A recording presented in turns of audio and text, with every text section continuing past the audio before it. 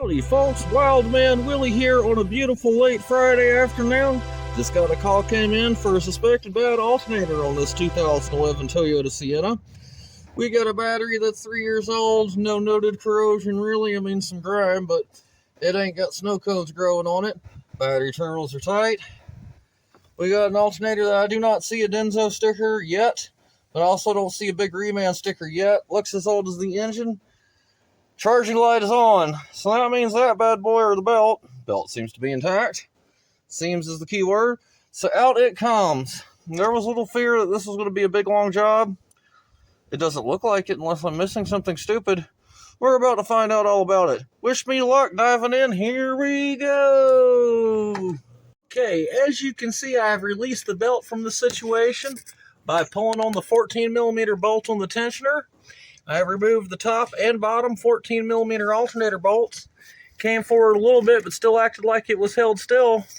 I believe the answer to why is this 12mm bolt on this bracket is tied to the back of this guy. So I'm going to zip this out and see if that don't let things wiggle further than they currently do.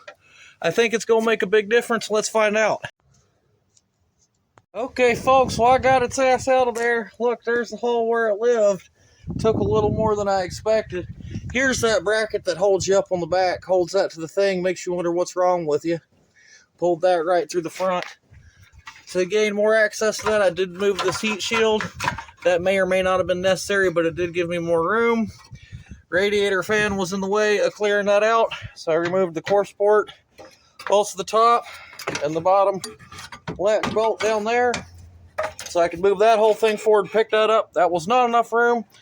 Probably didn't need to do that. Got rid of this radiator hose for just a minute. Spilled some coolant doing it. That let me get my fans out. That let me get my alternator out. So, alternator is out on the ground. Now I'm just waiting for a replacement part to get here. Shouldn't be too long. Break time. Okay, what an adventure, folks, but that alternator's all the way back in there. Belt drives in. Everything's put back together.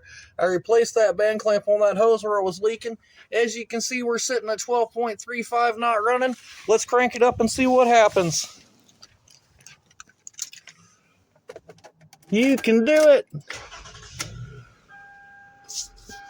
Right away. Charging light's gone. That's a good sign. Let's see what my voltometer says. While running, 13.86, we're charged battery. Good to go. All we got to do is rinse off our mess and put this one back on the road.